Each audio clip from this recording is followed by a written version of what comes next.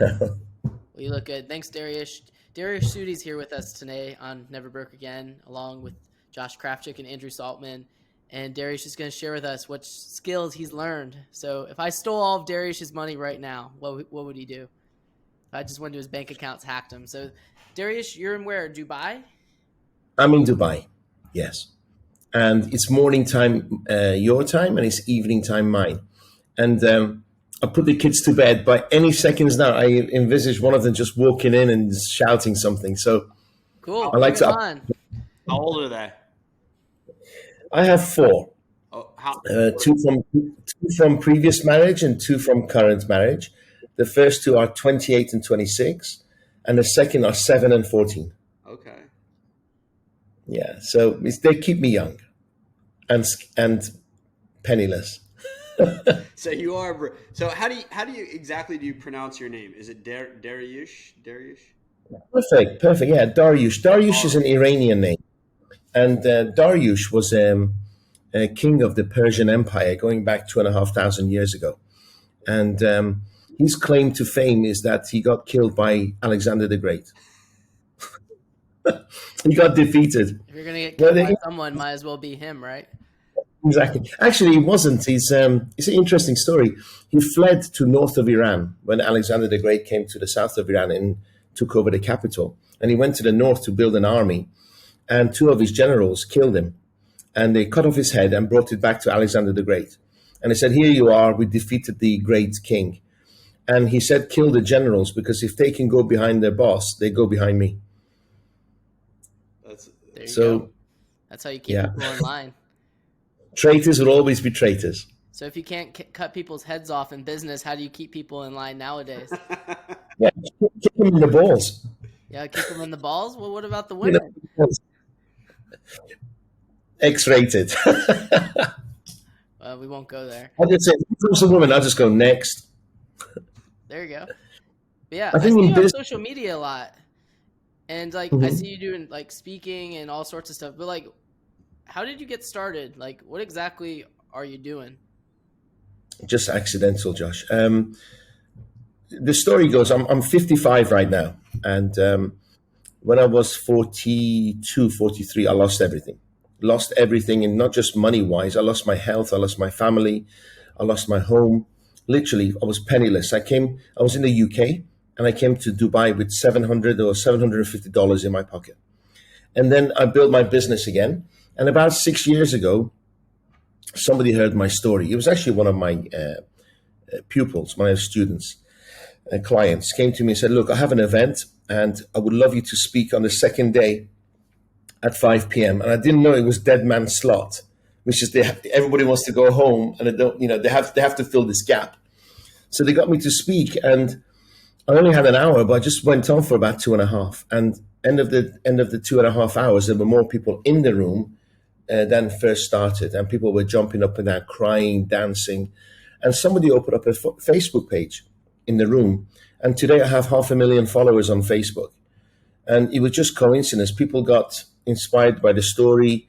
The news traveled, and literally, I've spoken everywhere around the world, and my social media is taking off. Like, well, when did you get started? I think it's the accent. Okay, I think it's the accent. If I had that accent, I would have much bigger following. The funny thing is, I got the real Bradley. Yes, I got interviewed by the real Bradley, and he had the highest views on my videos than he's ever had, and since. And he said, "Oh, it's because you speak softly and they love your accent." I went, "Okay." It is. Forget the content. Is it what? It's South African, right? No, it's British, English. It's British. Yeah, English. Okay. Yeah, it's better than most Brits' accents. It sounds South African-y. Yeah, it's a bit. I don't know, but it's British with a twang or something. I don't know. I'm just gonna call it Dariush. The Dariush. Yeah. Let's go back to that point. It's going to be a long interview. So, like, did you get started like after college, before college? Like, bring us back to when you were first penniless. Not like when you made a bunch of money then went penniless, but when you were actually like penniless. Yeah. I was born penniless. my granddad was very affluent. He was a mayor of two cities in Iran, and for the previous regime, which was a Shah, he was the guy was I don't know, king of the country before he got kicked out by these guys, and then my father was 29 years old. He was an entrepreneur. Obviously, I don't remember because at age 3.5, 4, he passed away. He went on a business trip and passed away. And in our what happened? Heart attack. He was 29 years old. Heart attack. They just found him like in a hotel. Yeah, actually, yeah. He was in an apartment. He had an apartment in another city. He was setting up a business there, and he was funny enough. It was one of the first people to set up air conditioning in this region. So he had a really good potential, but heart trouble. He runs in a family. He had a one-off heart attack. Bang, died. So then life became a struggle. My mom was 23. My mom was 23.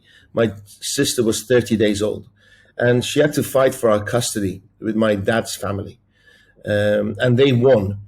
And for 3 years, my grandfather took care of me, and then right in front of me, he died. How come there was a fight? Because unlike the Western countries, the male side of the family gets to have the right of whatever, the kids, the money, everything. The father of the son gets to have the rights of the family. And also, if you imagine, my mom was 23, and she was a baby. She was young. So anyhow, we went under the care of my granddad. And then one day he's having hiccups and we were laughing at him. He goes and have a shower and never comes out. And he died of a heart attack. So the funny thing is, how old was he? 51, 53, 53. So dare I say, have you had a heart attack yet? I've had two. You've had two? Oh my God. Yeah. Oh I don't do things by half. So if you're going to do it twice, right? At least you're here. Exactly. So I'll tell you the story how this happened. So the funny thing is I started realizing that there's no guarantees in time. Okay, and time is the most expensive commodity that we have, and since the age of 7. And it's really a strange thing because at the age of 7, I was like, when I get to 30, how many days is that? And how many hours is that? And when it's year 2000, how many days will that be? So I've always counted. So really, I don't know, it's a curse or it's I don't know, it's a bonus in life, whatever it is. But I've always counted. I was very aware of time. And at the age of 12, my mom said, let's leave Iran. There was troubles, there's a revolution. And then we left Iran and we moved to England. Mm-hmm. And there I didn't speak English, so I was bullied all the time at school. Tried to learn English the best as I could without an accent, because if I had an accent, I'll get my ass kicked. And then I realized that they thought I was stupid, but I realized that I couldn't read or write. Whether it was in Iranian or English, I couldn't read or write. I was really good at maths. So I just decided that education wasn't for me. And the moment I left, and we were poor, the moment I left, I went to sales. And I just learned the ins and outs of life through sales. When was that? It wasn't easy. What age was that? Well, I've been working since age of 13. I was doing glass collecting, waiting on everything. I just worked. Work is what you do. And I was always told that my responsibility is to look after my mother, my sister. So I just worked. But proper full time is when I left school and I went into sales, age 15, 16. I wasn't particularly good at sales, but I was a damn hard worker. Hard work was just my nature, and I did really well. But then I was just, because I didn't have a girlfriend, I spent a lot of money and time chasing women. I earned it, I blew it. I earned it, I blew it. And I met my first wife, and she had a business, a beauty salon. And I've been in sales by that time for about 10 years. And then I went to an exhibition selling beauty products. And the first thing I said to the woman was, or the person behind the counter, I said, what's your USP? And she goes, well, what's the USP? I said, unique selling proposition. And she went, well, the products are very nicely designed and they smell good. And I thought, this is not good enough, right? There's an opportunity to bring some professionalism into this industry. So we flew to the States and we signed up some products and we brought them to the UK. and we became really successful distributors. At the same time, of skincare products. At the same time, I realized it was an opportunity to open health clubs outside towns, outside city centers. And we opened one, it did very well. Then we ended up opening 7. And by 2007, 2008, I was in the rich list of the north of England. You were what? In the rich list. What's the rich list? Like the Forbes. Oh, okay. Huh. So How old were you then? I would have been 39, 40. So it took you working from 13 to 40. So 27 years of busting your ass to get there. I think for about 7, 8 years of that, I was enjoying the life. It wasn't at that, probably about, let's say from 27 to 35, something like that. Mm-hmm. Worked my ass off. And then I really enjoyed it for the last 6 or 7 years of that time. If that makes sense. So I was wealthy for a while. Yeah, it does. Short while. Because I feel like it's important to, like, people see you now and are like, oh, he's successful, but they don't know, like, the story. Sorry. Okay. We're back. I waffled on for about 5 minutes. What did you? We were just waiting. We were just seeing if you're going to pop back on. So, where did you hear me until? Chasing money, and then yeah, perfect. So chasing money isn't the answer. Now, when you have nothing, money is your priority because you need to eat, you need to pay rent, and I fully get it. Okay, when you have a little bit more money, I strongly advise people to write their values down when they have nothing. And then we have a little bit of money, then stick to your values. And then you earn the right kind of money with the right kind of people. Because going back, if you don't mind, to when I was wealthy and age 40, I got into a TV program. And it was like a fly on the wall documentary. And they would follow me everywhere, buying cars in my houses around Europe and stuff like this, and family life. And honestly, I thought it was going to be my next level of PR, getting to Shark's Tank or stuff like this. And what happened was he actually attracted the wrong kind of people, and I got attacked at my house one night. So one night, I knock on the door, I open the door, and 4 men walk in with knives to my neck. And they threatened me for money and stuff like this. And at the time, I'd just gone through a divorce with my first wife. And I put my kids, because I feared for their lives, I put my kids on a plane and sent them to Dubai. And then I drove all the way to Spain in 48 hours. And over there, I reflected on life, what this had happened to me, got back, and I had a heart attack. That was my first one. And I was like... Who were these men? Were they just random men? No, I knew them. They were one of my franchisees. Now, this particular franchisee, I didn't know. I found out later on because they got caught the same night. They had the fingerprint on the doorbell. They were stupid, and I knew them. He was a franchisee of one of my businesses, but I didn't realize that it wasn't his money. So the people who gave him the money came demanding the money, and he sent them my way. And in court, they said that they were just threatening me, but they weren't going to act on cutting my neck. But I remember I had a knife to my neck, and the guy was saying, cut his throat, cut his throat. So I wouldn't wish it on anyone. And the funny thing is, Josh, is that all I was thinking at the time was, I hope my children don't see it.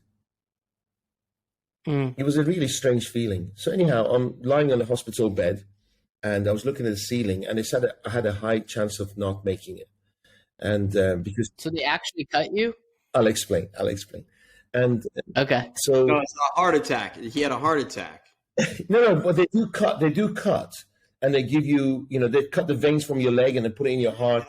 But the thing the nurses came in and they said, you have to shave your balls.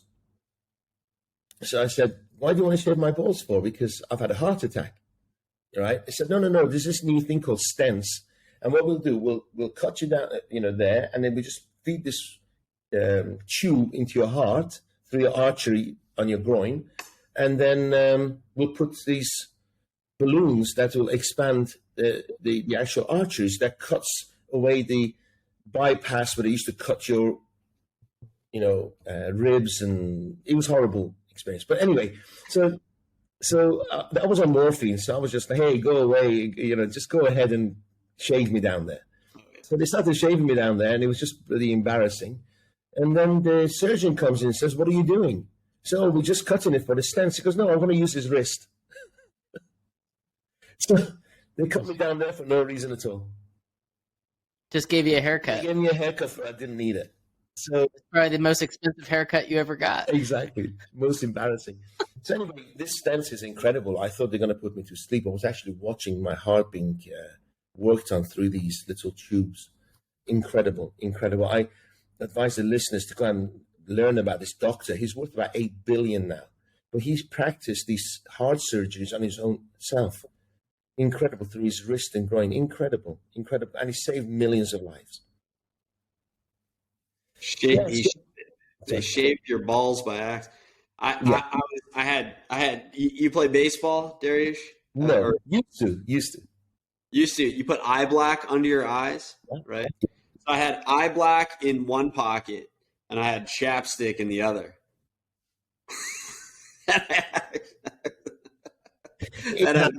That happened yesterday. I don't know if it's ball shaving, but so you were on the rich list in, what was it? Ireland? England.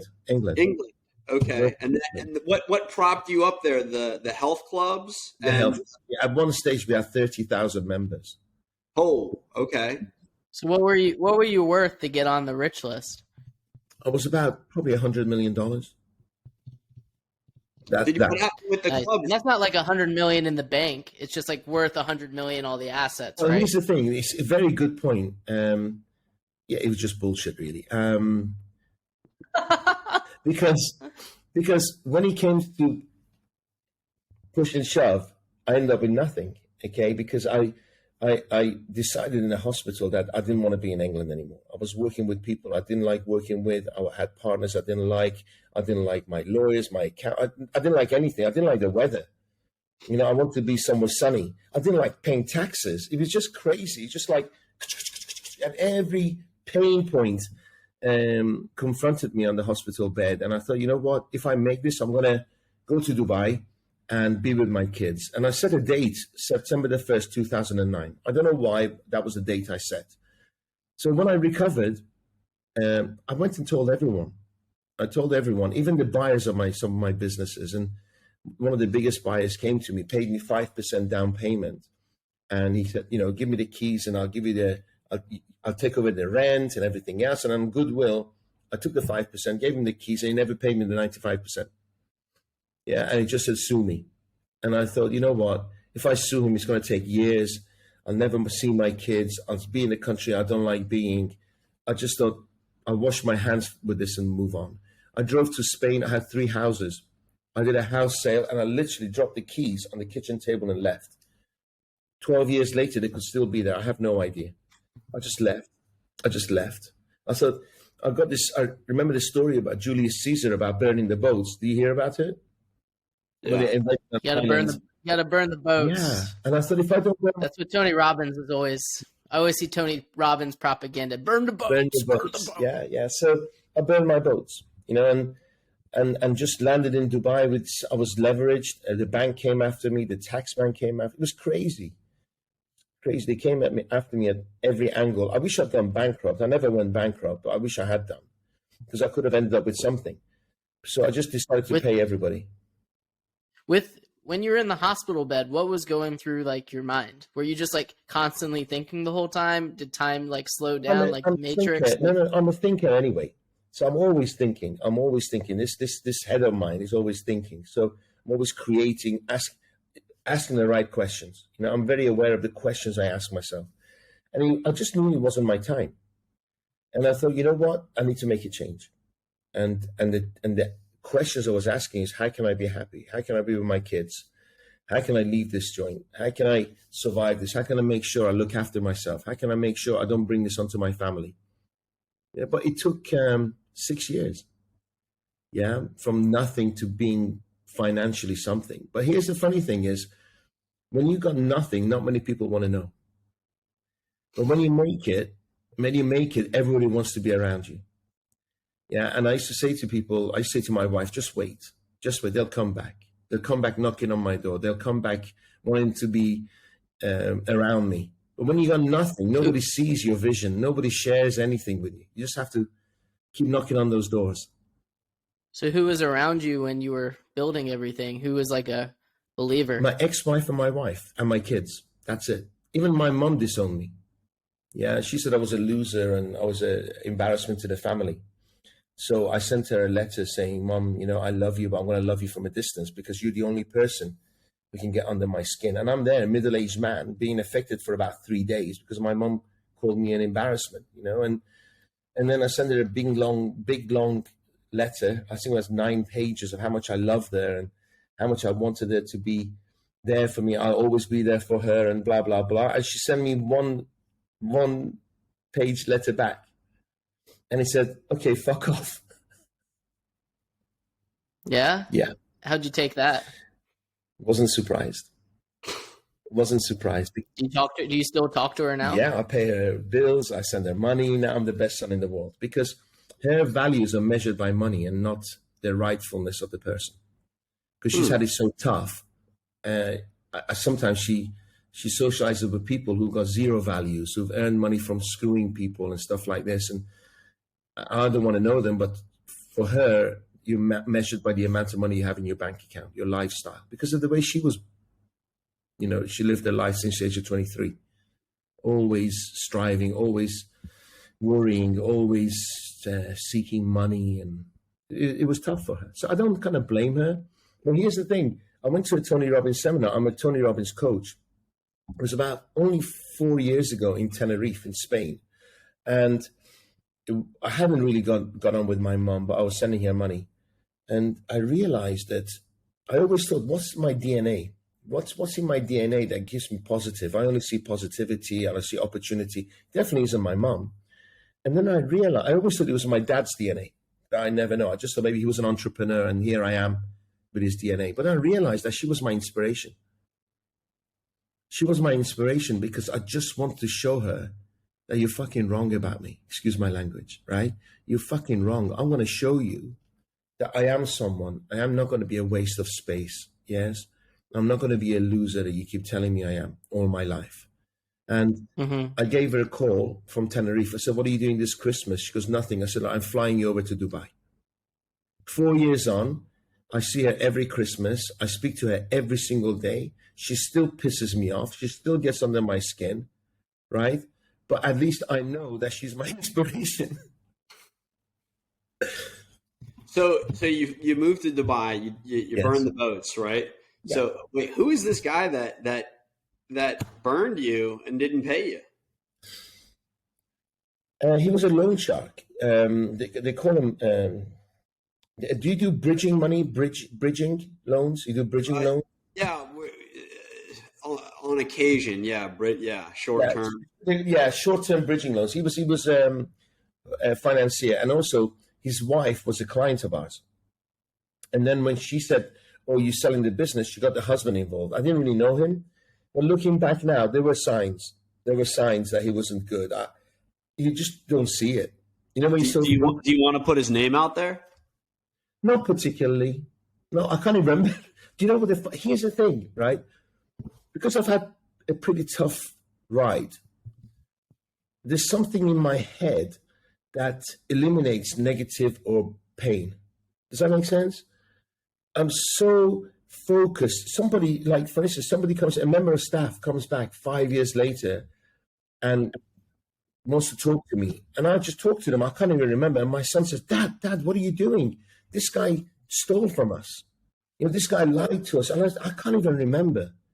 There's something in my head that just doesn't focus on negativity, because I would have probably killed myself several times over. So you realize that the stress is not good for you. It gave you 2 heart attacks, so at least one. It's different types of stress, right? Because there's positive stress, there's negative stress. I still get stressed. I still get angry. I just don't react so much. I was a very angry young man, and I wish I hadn't focused that anger I had towards fights and things like this. I was in and out of jail all the time when I was young, and I just snap. You will never imagine it now, but those days I used to just snap. My first kids, remember, going to school was stress for them, because somewhere along the way, Dad was going to fight someone in the street, because I was angry, I was frustrated, and I realized that not everybody's an idiot. I was the common denominator. I had to fix myself. And I think that was my first path to kind of personal development. Interesting. Is that something you did just on your own? Well, my ex-wife introduced me. I think what happened was I heard of Tony Robbins, and I got his tapes, and I was listening to him in the car. And then she said, let's go to his seminars. And then he was amazing. It was amazing. And then I got into Jim Rohn and Deepak Chopra, Wayne Dyer, the whole lot. And I've met them all.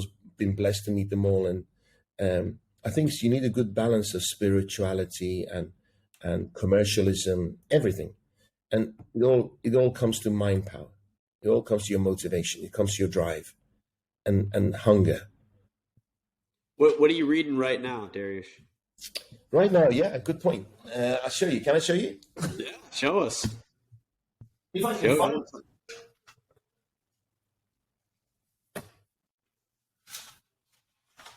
I'm looking at a painting of the War of the Superior Man. Who wrote it? You got it. Who wrote it? David Deida. Okay. It's absolutely brilliant. I think I'm working on being an alpha male. An alpha male is a guy who kind of, I read this article once that if you go to a woman and you say, can I have your number? It's 50-50. Yeah.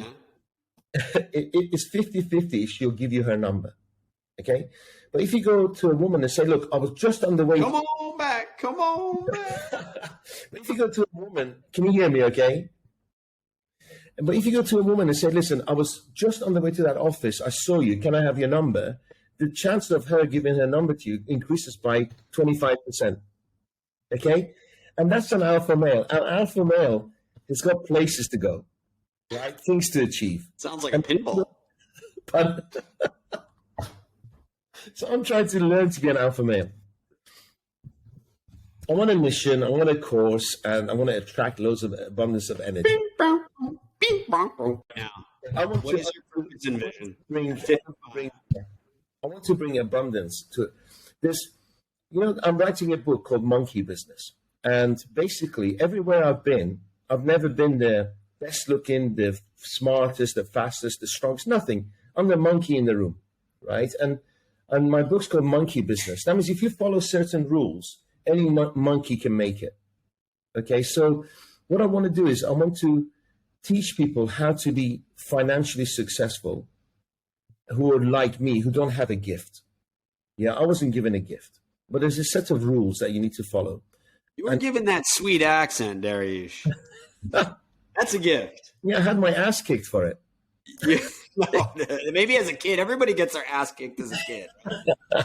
Kick Josh's ass. No, Josh is too cute. Andrew says I'm gonna kick your ass. I tell him every day, just do it, man. Let me see you do it. You got the gift of gab and you got the accent. I mean, come on. And now you got the bald. Bald is like money.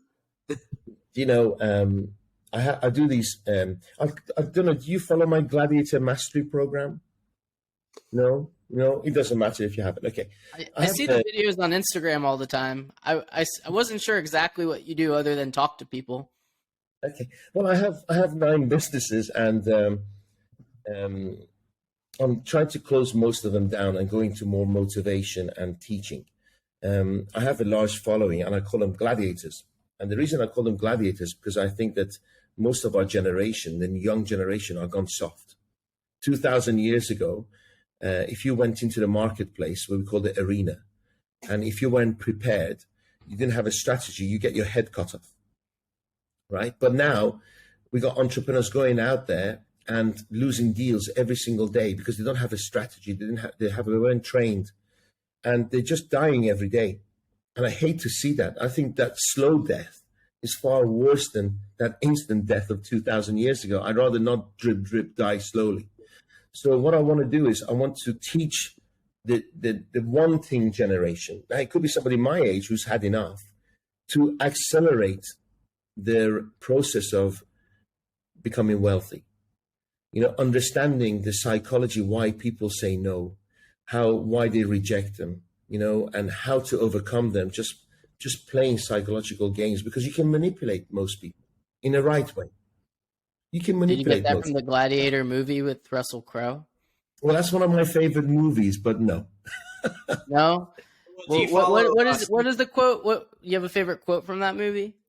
Yeah, what we do in life echoes in eternity. Yeah, that's a good one. I love that.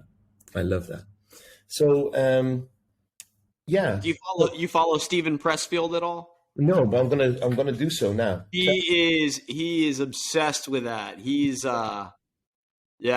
big into like the Gladiator piece, and Wow. yeah, and he also wrote The War of Art, which is Yes, I know The War of Art. Yeah. Yeah, that's his. He has two genres. He has The War of Art. He has two different genres. It's more the other genre is more what you're talking about, like Athenians and Amazonians, and then he has that genre, and then he's like, I have two separate kinds of fans. I have ones that like the mainstream stuff, like War of Art, the resistance aspect, and he has a lot of simple books like that, and then the historical books. But his podcast, and he has some historical books. You might like that. But I listen to his podcast, and I'm like, oh my God, this guy really knows his history. Like, he has the stories, kind of like how you do. He's got the historical stories pinned down. I'll follow him. I'll follow him. And then figure out how to apply those stories to today's, or learn the lessons from these stories. So these gladiators, I want to talk about gladiators. So Dariush, you think people give up too easily? Do you think people just are too soft? They're too soft because they can't. Business is a numbers game. It's a contact sport, right? So, and I think too many of us, I can't speak for myself, but the younger generation, they don't have to make effort anymore. You want food, you click away. You want a date, you swipe to the left and right. It's just become natural not to make effort. Now, Corona hit us. Now people don't have to leave home to have a meeting. So in my opinion, it's far too easy to gain something. When it's too easy, you don't appreciate it. Okay? And they just think, you know what? I have this machine gun effect. I just fire away, I throw this shit on as many places as possible, and hopefully one of it sticks. They don't strategize, they don't understand, they don't become experts, they don't educate, and to me, most people, to me, it's a shame. And because what you lose is your most important commodity, which is your time, right? They just throw their time away. And I say this is like, you have M&Ms in the US, right? You have M&Ms. Yeah. I say life is like a bag of M&Ms. At the beginning, you go to the movies, you taking them so quickly. And then right at the end, when he starts disappearing, you start nurturing them one by one. And it's just like life. At the beginning, you have so many days.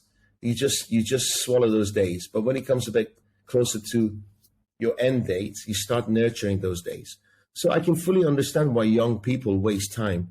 But what I said to my children, who's 26 and 28, is that if you can learn from me, from my years of hard work, from my years of health issues and everything else, and losing $100 million, how successful can you be? And they're both very, very successful millionaires in their own right. So I like this concept because the Gladiators, he built up the 300 that they built up their gladiators, right? They 300 is Athenians and Spartans. Okay. They're Greeks. Okay. Gladiators are Italian. What's that? Gladiators are Italian. Oh, okay. They were slaves. Gladiators were slaves. And what they had to do was they had to entertain the crowd and win as many battles as possible. And then they eventually win their freedom. And I think that's like life. So we win so many deals, we do so many years until we have enough wealth, and then we buy our freedom.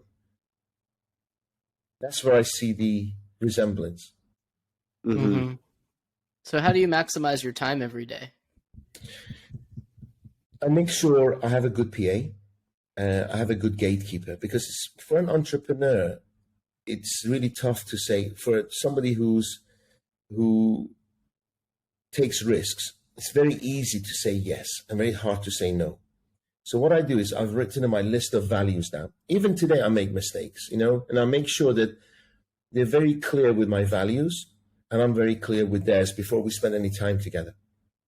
So I make sure that's not wasted. But along the way, it's like a sieve. Some pass through and I think, oh, what was I thinking? Is that how you got on the podcast? We passed through. We were able to get you on.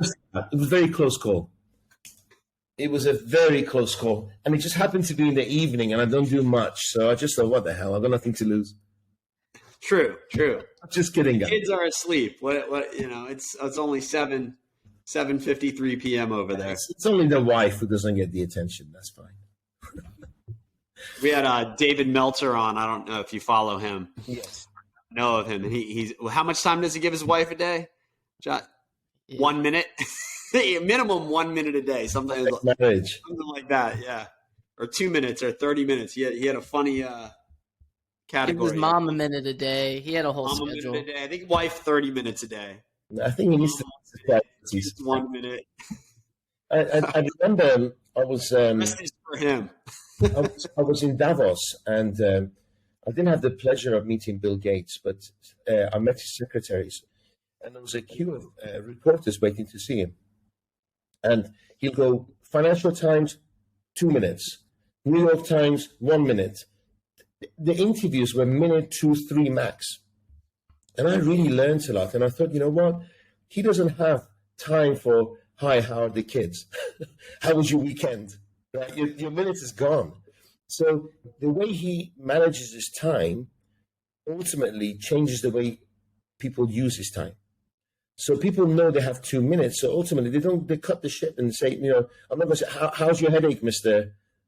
Gates? Your minute's gone. So you just get to the point. So in my company, when people approach me, I don't even have time for them to switch the laptop on. If the presentation isn't ready and prepared, they sit in front of me, I kick them out until they're ready. Right? I said, just come here, give me 2 or 3 solutions, and I'll tell you if it's a good one or not. I'll give you feedback. If you come here waiting for me to do your thinking for you, you get out. So preparation is really, really important. I plan my next morning, the day before, to every 5 minutes. Every 5 minutes. And I had billionaire clients who are fired who were 2 or 3 times late. And I told them several times, 2 or 3 times, and I said to them, hey, listen, because do you know who I am? I said, I don't care. You're wasting my life and my time, so goodbye. So you're a great guy, you're a great philanthropist, but you don't respect time. And that's my number one value, apart from honesty, hard work and all this. And they accept it. But you know what? I'm not liked by many people, but I'm really respected, if that makes sense. Right? So what are the billionaires hiring you for? Honest truth, it's really weird. They hire me to help them increase the size of their businesses and sales and stuff, and the angles I bring into marketing. But ultimately, it's the energy. Ultimately, deciding to go with someone or to buy their products, use their services, is just energy. All the time they're thinking, how would I feel if I do business with this guy? How would I feel if this guy's coming to my office every week? And if that's like, wow, I've had people write me huge checks, and I swear to you, it was written all over their face. They had no clue what they were writing me a check for. How big are these checks? Well, last guy, listen to this, 26 years old, Australian, saw me on Instagram a year ago, 9 months ago, messages me and says, I want to use you as my coach. I said, well, you're in Australia. He had quite a big business, actually, 600 staff working for him, 26 years old. And I just made up a figure. How much did I quote in? $15,000 for 4 hours. Okay? So within half an hour, he transferred the money into my account. And then about a month went by, and it was just bullshit conversations, Zoom conversation. And I said to him, listen, I'm not giving you value. He goes, no, I love your energy. Right? So a month goes by, and I go to fire him. And he goes, I know what's coming. I said, well, I'm not adding value.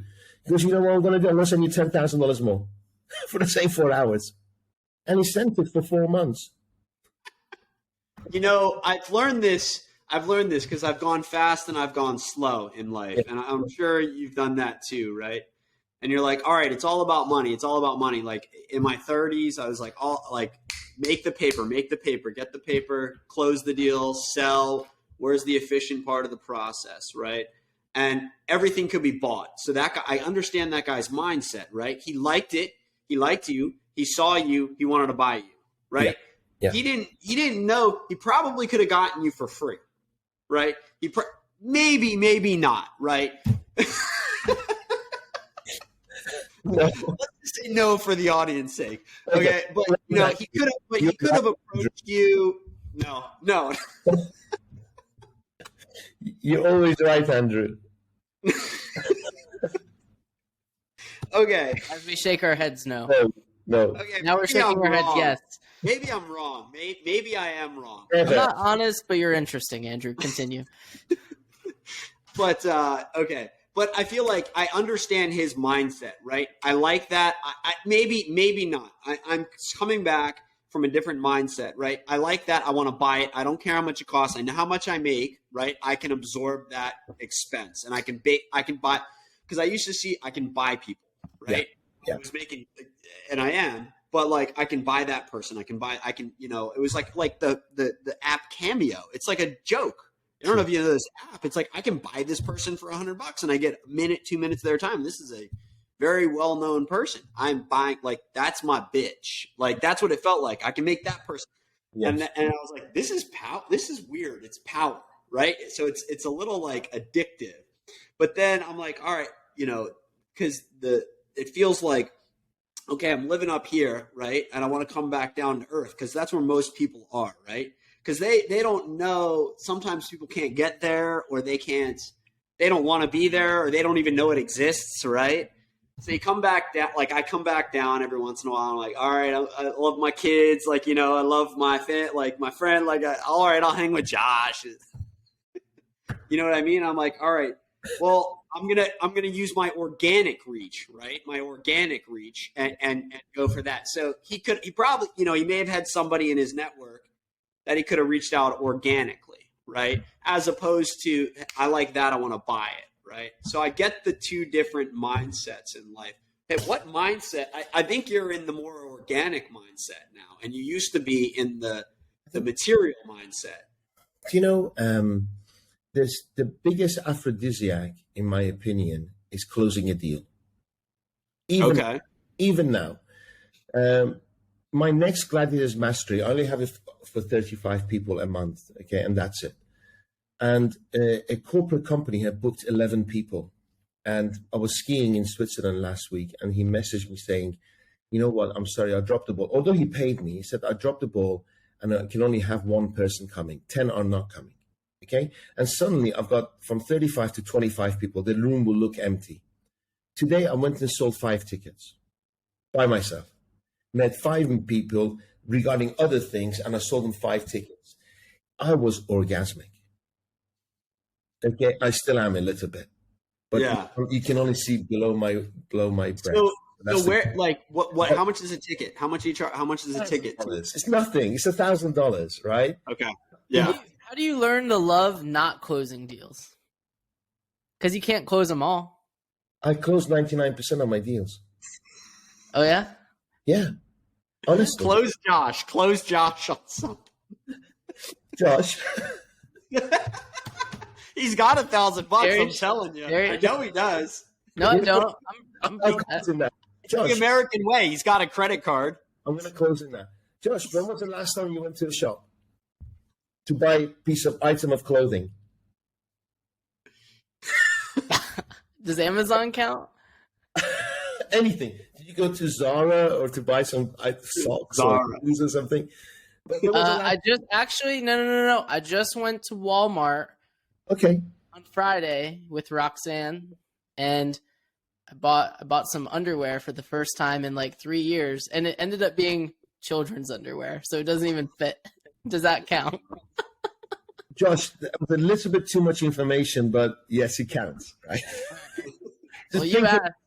I wear the same underwear for 3 years. Good God. Oh, no. I tried to wipe that image off my head. But anyway, and then I've got the image of you wearing baby underwear. That's another one I've got to do. Hey.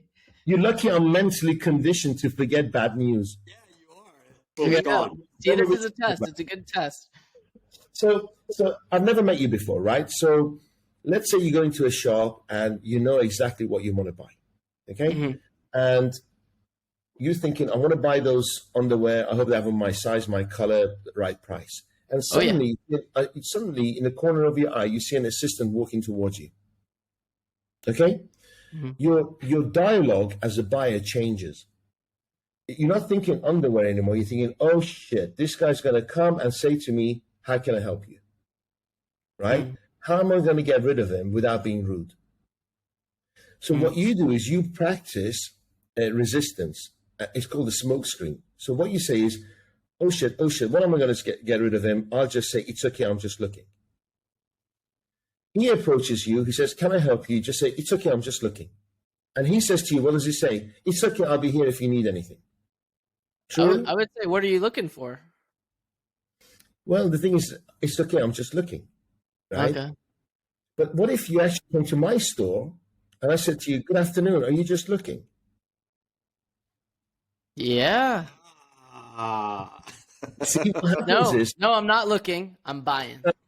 fantastic. What are you here for then? I'm here to buy. Exactly. So you're looking to buy, right? Fantastic. Let me show you. And then I use body language and I do a demo and everybody buys from me.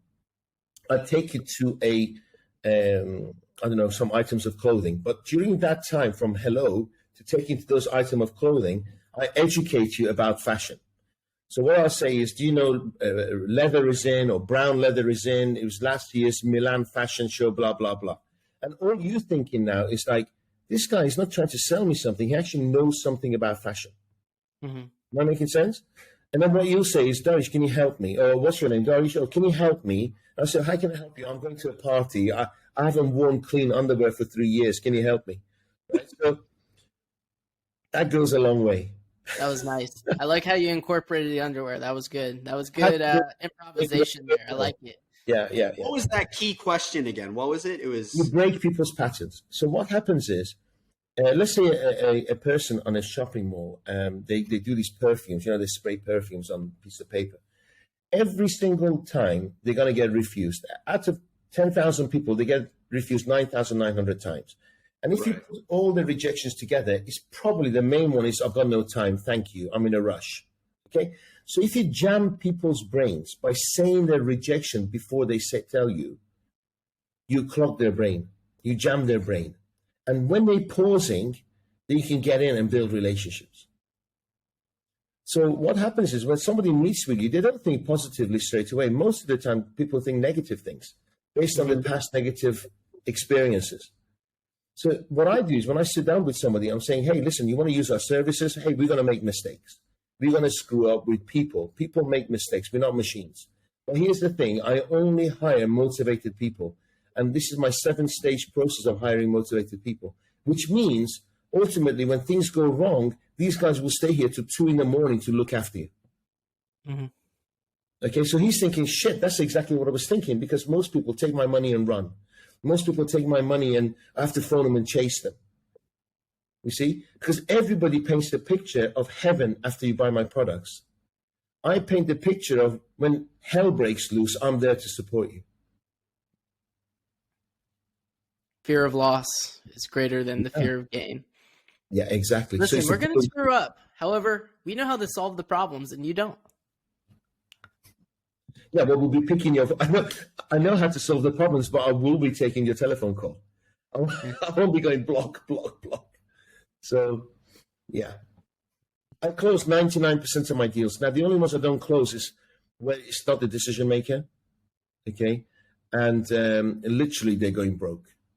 Literally, like there's somebody knocking on the door saying, "I'm shutting shop," but I'll always get a deal. How do you sell somebody that is broke but has a credit card? And they're like, well, doesn't that defeat the purpose, right? Well, I'm going into more debt. I'm all for credit. Borrow and make more money.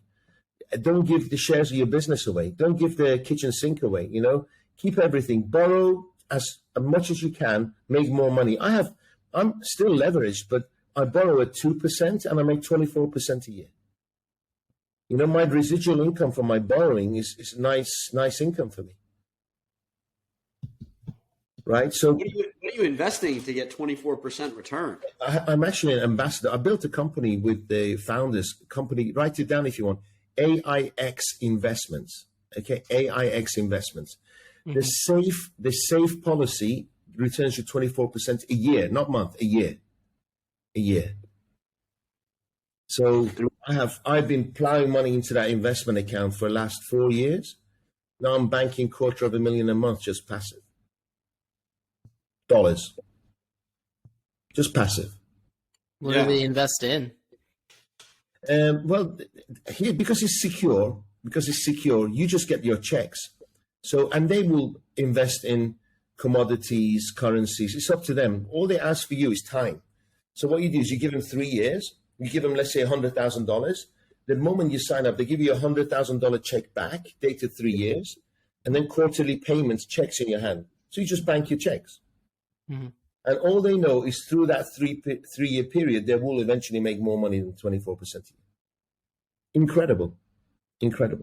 This is fixed. It's guaranteed 24%. Guaranteed. And later on, I'll send you through social media their link. Have a look at it. When I worked with them 7 years ago, they had 8 staff. They have over 100 staff now. And they were controlling $14 million of assets. Now today they have over $2 billion of assets. AIX. Where are they based out of? Dubai. Okay. By the way, gents, my laptop's running out of charge. I'll just move slowly to a charger. Okay? Okay. Thank you.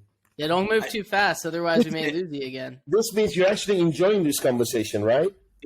I mean, you might close me on this AIX investment. The thing is, it's everyone I know has invested in here. Everyone. My son's invested, my ex-wife, my wife, my mom, my sister, my kids, they've all invested. And I wouldn't recommend it. It's the funny thing is, 90% of my time is invested in things that bring me 10% income, because it's like a poor man's mentality. And when you look at rich people live off the interest of their interest. Okay, so I've got this dilemma all the time that I've got to create businesses, I've got to employ people. It's bullshit. Just be smart with your money and let your money work for you. And that's what I'm learning. Even at 55 now, I'm still have this dialogue. I have to work. Last year, my 14-year-old son was watching some YouTuber, and it was on the way to school. And I said to him, "What the hell are you doing?" Then I switched the TV off. I thought, you know what? I'm an educator. I'm a coach. So I sat down with him and said, "Listen." For about 10 minutes, I gave him the dad's lecture. Be like your father. Go to work hard. Blah blah blah. And this guy had this big earrings and blue hair. I got in the car and I Googled him. And last year, he earned $40 million. A YouTuber, right? Yeah. So I went home that night. I said to my son, everything I taught you was bullshit. Right? You don't have to work hard. Become a freaking YouTuber. And you have talent. Follow it, do it. You'll be a multimillionaire. Things are changing, Times are changing. But I think if you consistently work at something, even these YouTubers post every day. Most people get bored and they move on. They want quick results. But with most things, it takes time. Yeah, it's a job. I mean, it's literally a job in itself. Like, you have to post. Finally, you get that bump, right? Post. But it's not easy. It's not because you got to do the work like anything else. But you believe in not doing YouTube just because this guy made $40 million. Like, I want to do YouTube for the money. You got to do it for the energy. So how do you make sure you teach your kids the differences? Because one of my sons, he has a talent. He can talk in front of the camera for hours on end. And just by himself. By himself, yeah. And he videos and he edits and he's got. What do you talk about for 2 hours by himself? Just anything.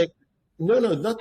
My son could do that too. Game. Yeah, he's playing a game and he's in the zone and he describes things and incredible, quite entertaining and funny. So I said to him, you have a talent. You have a talent, do it. And obviously go for your education. You're good at sports, but you have a talent in entertainment. And if YouTube is the way forward, do it. He's got 10,000 followers, which is not bad. On TikTok, he does many more. I don't know how TikTok works, but he's got many more. But if you have a passion for it, you have a gift, follow it. Do you think You know, it's important that if you have a passion for something, but it's not going to make you a lot of money, you should still do it? I think most people are looking for that passion. I think Hmm. most people are lost. And I think most people ask the question, how can I make money, and then find my passion? Okay. I think if you're lucky enough to know your passion and can make money from it. I have a friend of mine who's a great speaker, but he was born a short black man, right? That's the way it is. I'm born a dark skinned bald guy, and that's the way it is, right? So all his life he was humiliated because he was short and colored. He's my best friend, and now age 55, he gets more. He stands on stage and talks to tens and thousands of people. He's an MC. He does the warm up before the big acts come on and everything else, and he gets paid nothing. He gets paid nothing. Do you know why? Because he gets all his emotional bank accounts filled when people are cheering for him, and he forgets to charge. Because he's still that little black guy who used to be a no one at school. So when he's on stage and everybody's clapping, he gets all that love that he lacked as a child. So I've tried to coach him for many years to say, listen, convert this audience into money, but he just can't. He just can't. And after a while, if you just keep pushing people, they'll resent you. So I stopped trying. Right. So he's a horse to water, but you can't make him drink. Yeah, exactly. And you know what? They might not even like the taste of that drink. Yeah. So I now wait until people say, I want to change, and I'll try to help them. Otherwise, they resent you. They resent you. Many times I've taken people out of a ghetto, put them somewhere, and after a while, they think, hey, look at your life. I wasn't fucking I was happy anyway. What are you doing dragging me here? Yeah, I didn't want it anyway. I'm like, okay, then you don't want to fly first class. Not really. I don't like the headache that goes with it. I said, okay, fine. What is, I got a couple questions I want to go over before we wrap it up. What is your morning routine? Do you have a morning routine? My morning routine is changing with age, right? But I honestly, every day I freaking beat the clock. I beat the clock. I'm waking up earlier and earlier. I wake up at 4:30, 5 o'clock. And right what now, time do you go to bed? 8:39 max. Watch TV? No, never. I watch intellectual shows or programs that I can YouTube mainly to learn something or add more to my courses. And I really like meditating. I really like my space. I like that silence and solitude. So this is my... How long do you meditate for? It could be sometime 10, 15 minutes, not long at all. But I mean... So explain what meditating is. You just block out everything in your head, right? Yeah. No. Opposite. Because if you try to block out everything in your head, you're constantly having a dialogue of block out everything in my head, right? So what you do is meditate. You let it flow. You let that dialogue happen. You need to let that bitch happen, right? It goes back. And after a period of time, it goes quiet. So you let it flow. You don't fight it. And you just let it go, let go, dance with it. And suddenly, boom, you're in that state whereby create. Have you ever had a massage and halfway through the massage, you come up with some great ideas? And you think, when I wake up, I'm going to write that damn idea down because it's really good. You can achieve that in a 10, 15-minute meditation. But like Napoleon Hill said, silence, stillness, solitude. It's very difficult to block out the external noise. So I always say in the mornings, I block out the noise. I sit there, try to focus on one point and just let it flow. And it's so amazing when you achieve most of the tasks you set out. I'm sure you know that, gentlemen. The worst thing is that when you allow distractions to take you off track. Everything I do is written. Everything I do is contracted to myself. I laugh and joke, but I'm fucking serious. Yes, because what inspires me is that I want to leave a legacy for my kids. Quick story. 16 years ago, my grandma was passing in Iran, and I flew for the first time since 1978 to Iran to see her. And I went to this city where my dad and my granddad are buried, and about 50 people turned up. Imagine this, 33, 4 years later, 50 people turn up to see the grandson of this man. And I had no idea. So I'm sitting there thinking, these people's next generations have turned up just to shake my hand because my granddad was such a great guy. And I thought, you know what? With the power of social media and YouTube, and I can leave a legacy for my great grandchildren. Nobody gives a shit about Disney anymore. Nobody gives a shit about Edison or Henry Ford, right? But we do talk about Martin Luther King. We do talk about Gandhi and Mother Teresa and all these people. And I thought, you know what I'll do? I want to leave a legacy behind. And that's my driving force. And there are many times I'm sitting in a meeting, I swear, I have nobody. I have no peer group. But you know who my peer group is? My kids. I'm sitting in a meeting and I'm thinking, if my son was here, would he be proud of me? And if the answer is yes, I'll continue. If the answer is no, I stop. I hope that kind of explains a few things.